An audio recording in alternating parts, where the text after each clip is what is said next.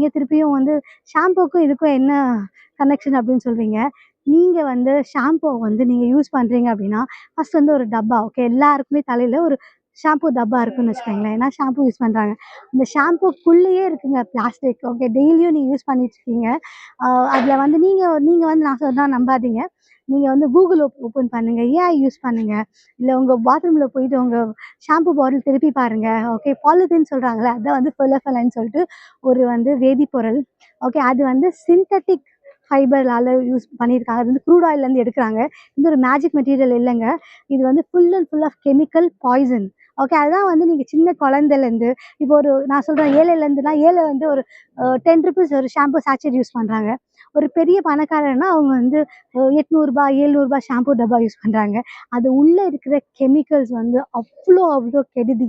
Okay. அது வந்து டெய்லியும் வந்து நம்ம வந்து இன்டேக் பண்ணிட்டுருக்கோம். ஷாம்பு தலையில யூஸ் பண்ணி, மூக்கு வழியா, வாய் வழியா okay. It is just entering our பாடி.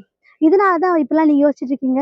ஏன் இவ்ளோ சீக்கிரம் வந்து சில பேர் இறக்குறாங்க? ஏன் இந்த மாரி முன்னாடிலாம் இந்த மாரி ஆகலங்க? ஒரு உறுப்பும் வந்து செயலிழக்காம போறதுக்கு இதுதான் காரணம். இதுவும் ஒரு காரணம்னு சொல்லலாம். ஏன்னா இதுவே காரணம்னு சொன்னா எல்லாருமே வரிஞ்சு கட்டி வந்துருவாங்க.